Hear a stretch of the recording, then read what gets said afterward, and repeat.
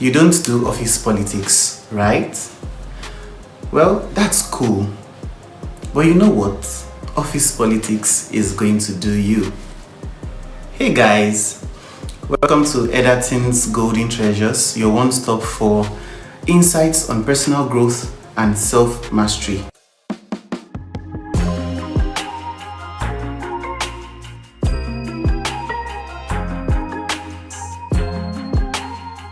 In this video, we are going to be talking about professional diplomacy and how you can gain mastery of it. So our goal here is to learn together and to grow together.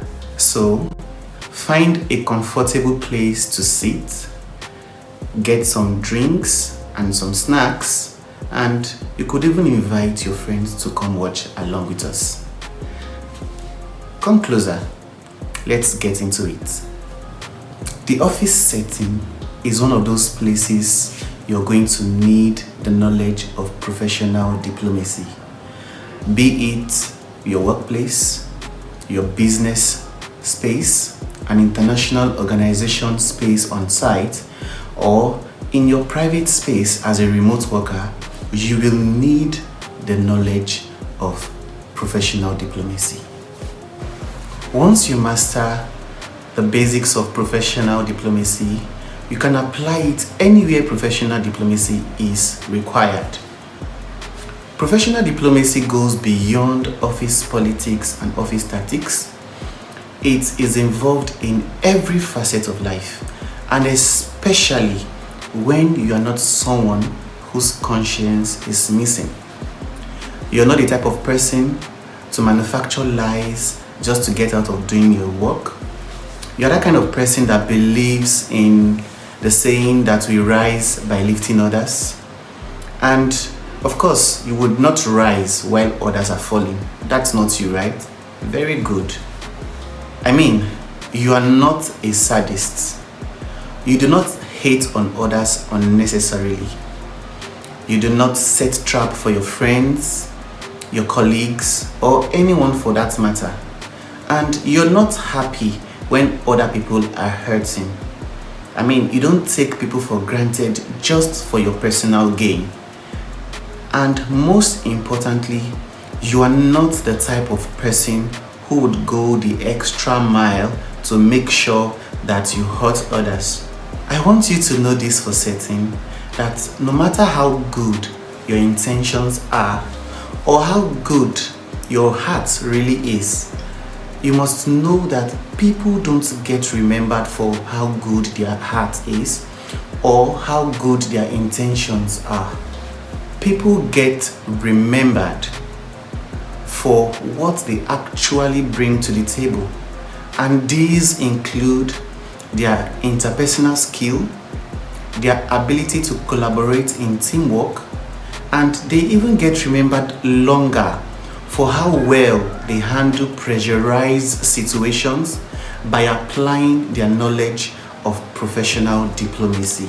You should know for a fact that there are people out there in the world, in the offices, in the business environment, that don't really care about how good your heart is. They don't care about your good intentions. These people only care about themselves. They care about how to get ahead without worrying about how many heads must roll for them to achieve their goals.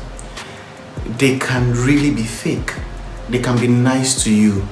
They can become your friend. They can show you false care so that you open up to them, and then they will discover exactly the secret they will use to destroy you. This set of people are not above gossiping about you at every given opportunity. As a matter of fact, they are not above throwing you under the bus in front of your superiors, in front of people who can change your life just so they can get ahead. These people are capable of cooking up and serving spicy lies about you, and most especially telling others what you did not do just so you can look bad and they can look good. They would do everything in their power and even go beyond that to make sure they pull you down. You have to be careful. These people are not above recruiting other vulnerable people who can be easily manipulated to join them in their petty schemes. And they do so just to make sure you miss out on every available opportunity. And you know what? They also make sure that the people that they've recruited miss out on the same opportunities. If given the opportunity, these people will not hesitate to slam the door in your face or personally deliver your sack letter to you with a smile. They are all about themselves, what they can gain, how they can quickly get ahead, and they do this because to them, every single thing is a competition. So guys, if you've watched this video up to this point, please click on that subscribe button, like this video, share the video to your friends, and let's go on. I still have a lot more in stock for you. So, when you hear the term professional diplomacy, what comes to your mind?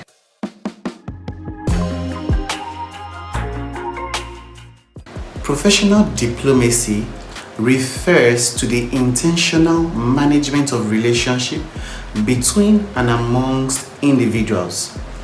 For this video, we're going to keep it at the individual level, because when you can understand it at this individual level, you can then apply that knowledge at a team level, a corporate level, and at an international level. Professional diplomacy is used to manage communication and relationships between people who have different opinions and who see things from different perspectives. Professional diplomacy is used to avoid crisis situations and to resolve interpersonal conflicts. It is used to advance individual objectives and goals.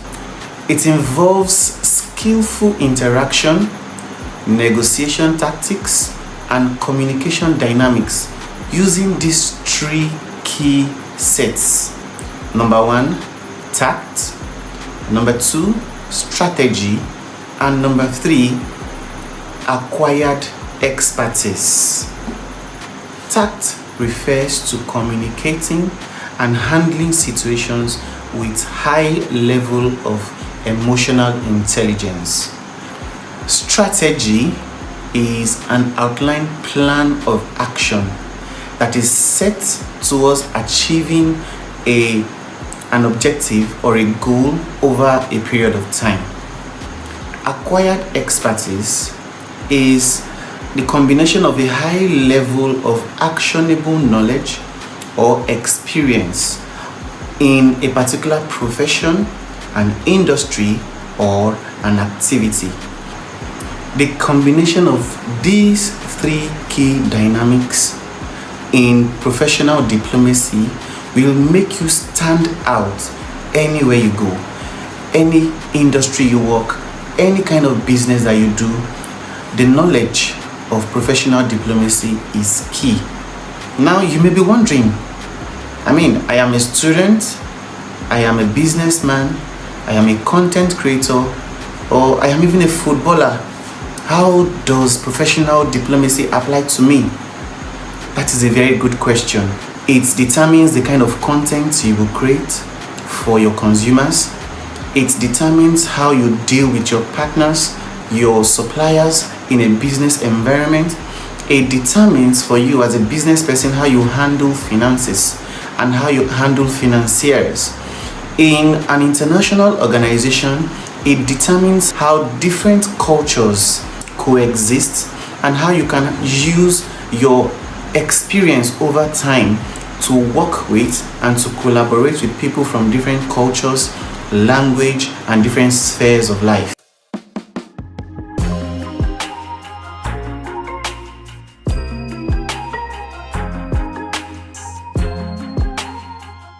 How about I tell you a story? A story always makes you understand how things work. Some time ago, I had this boss, and I just resumed to work about a month after that. I was eager to prove myself. He gave me 27 tasks to perform and to give him feedback in 2 weeks. This man has never looked at me before, but for the first time, he looked at me, he called my name, and he said, "I want you to do this." I felt special. So what did I do? I got down to work. And you know what that means? It means I did everything in my power to deliver. I made one key decision. I told myself I was going to give him a feedback in less than 1 week. And this is someone who a rumor has gone around that he's difficult to please. I wanted to please him, and I wanted to do it in record time. I stayed off social media. Sometimes I even put off my phone. My friends were worried. They couldn't reach out to me. They couldn't get to me. I was always online before this, but I was totally off the grid just to focus on delivering on this job. I worked day and night. I found new ways to solve challenges that came up on the job. I told myself I was not going to disturb anybody. I was not going to ask for any help. I was going to show them that I was up to the task. I was a creative, I was good at my job, and I was going to deliver on time. I worked and I worked and I worked. I completed each task one after the other. I didn't call him, I didn't send any email, I didn't chat him up. Whenever I saw him walking by me, I would just tell him, "I'm on the job, I'm doing it, sir, you'll get feedback soon." And truly, I was doing a good job. In record time, I did finish the work. I finished this work in 6 days. And then on the 7th day, I rested because it was a Sunday. I was going to deliver the job on a Monday. That night, I composed the best email you can ever think of.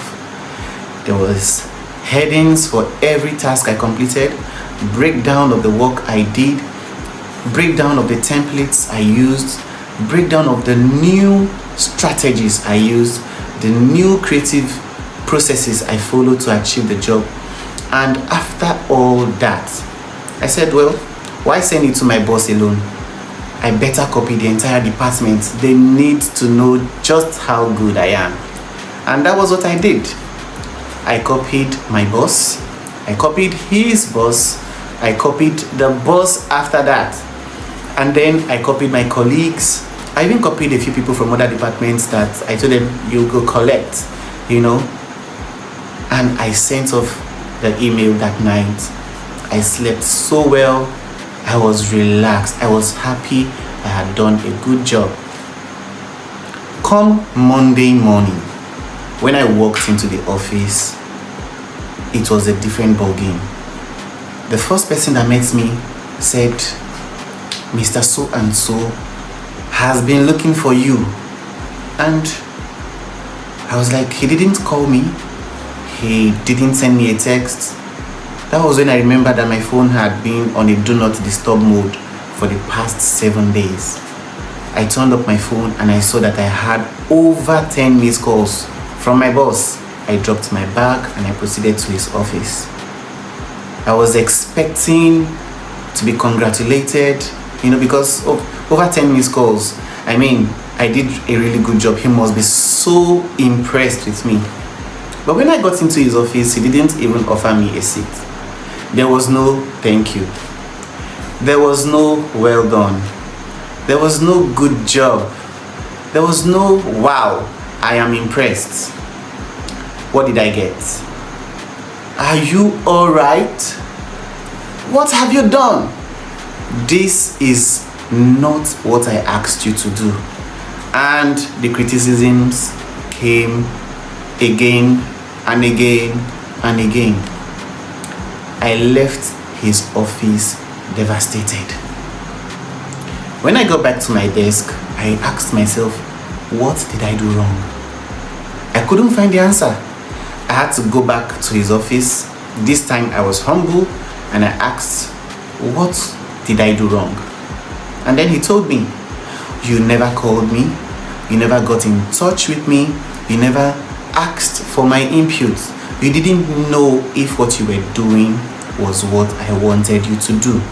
And then it dawned on me, working in a silo had almost ruined every effort I put into that work. Eventually, I was taken off the team. I was asked, okay, well, you just have to relax. We're going to take it up from here. And guess what? The new team that handled this project used all my templates. They used most of them word for word. The things that they changed in my templates was just a few things, a few words here and there, a few sentences here and there, and a few graphic designs here and there. And at the end of that project, they were praised, they were celebrated, and some of them were promoted. I took that lesson to the tailor and I made a jacket out of it because I wanted to wear it, to know it, and to become it. Here is the catch. 90% of the time, what you think, your opinion about how diplomacy works in the office space is not really how it works. You've got to leave your personal opinions at home. Professional diplomacy requires you to understand how to communicate, how to collaborate, how to interact skillfully, and how to apply acquired expertise on any task or assignment that you have. Most of the time, professional diplomacy requires you to combine the three key dynamics I told you earlier. You have to combine tact, which is your communication strategy. You have to combine strategy, which is your outline plan of action. And then you have to combine acquired expertise, which is your actionable knowledge or experience in a particular field. Now back to my story. After a couple of months, I put my head down to actually learn how to do this. Before I got that opportunity, I had been reassigned to another team. And from time to time, I have learned to use professional diplomacy to interact, to collaborate, and to even become a leader in my workspace. When my opportunity came, we had a brainstorming session, and my boss remembered that this guy was very creative with the last assignment he was given. So he mentioned my name again and asked if I could handle the task. Of course, this was my chance to redeem myself. And this time, I made sure to leave my personal opinions about how the job should be done at home. So what did I do? I switched it up. I was online, I was talking to people, I was collaborating, and while I was doing all of this, whenever I hit a critical milestone, I made sure I called my boss and I got his input. Whenever I had questions that needed to be answered or I had ideas that needed to be implemented, I made sure I carried him along. At the time, he got tired and he was like, "You call me for everything." And I was like, "Oga, you go collect." I gave him feedback and his inputs really showed me the difference between what my opinion was and what I really needed to deliver to him. When I was through with this new task, I sat down and I composed a comprehensive email just like I did the first time. But I copied only my boss and I made sure I highlighted every part of the project where his input had been critical, had been transformative, and I sent the email off to him. And like the previous time, I had to go to bed to rest. It was a lot of work. The next day, I was careful to walk into the office because, the previous experience. So when I got into the office, The same guy that told me that my boss was calling me, he rushed to me. I was like, man, Ederton, what did you do? The boss had been talking about you all morning. I was like, really? What did he say? And he was like, check your email. I got to my desk, I turned on my computer, and at first I was hesitant. I didn't want to check. But when I checked, I found out that he had personally copied the entire department. He copied his superiors, his bosses. He copied the managing director. And then he detailed how I have worked on the project and how I have delivered exceptionally well. This time it was praises. He spoke extensively about my work. Obviously, he was going to take some credit for himself. By the time I finished reading the email, I was swept off my feet. It was a totally different ball game. I mean, this was somebody blowing my trumpet to the entire organization. I couldn't have done that myself. And when it was done for me, everyone could see that I was very important. I was invaluable to the team. After that, nothing significant happened for a while. But when the opportunity for a promotion came around, guess who was on the list? I was there, and I got that promotion. And from that day on, I was able to pull off the jacket I had sewn because I now knew the lessons by heart. I could apply professional diplomacy. I was emotionally intelligent. I could read the room, and I understand that it took tact, strategy, and the application of acquired expertise to succeed in the workplace. So it doesn't matter what you do, as long as you're going to collaborate with other people, as long as you're going to find yourself working in a team, as long as you're not just going to go off and become a lonely man, you would need professional diplomacy. You may ask, what is the moral of this story? You can have a good heart, and you can have the best intentions in the world. You can have all the soft skills required. You can have all the acquired expertise. If you don't understand how to apply professional diplomacy, it will be very difficult for you to survive. And it will even be more difficult for you to thrive. Listen, my guys, nobody sent you. Professional diplomacy is never optional. It is compulsory. You need to know it. You need to master it. And when you master it, you become a master at handling relationships. I believe you've learned a lot in this video, and if you followed this video up to this point, I am really glad. I would love you to click on that subscribe button, like the video, ask questions in the comments, or tell us about your experience at work, and then share this video with your friends. You can follow me on my other social media handles that is displaying on the screen right now. Thank you. See you in the next video.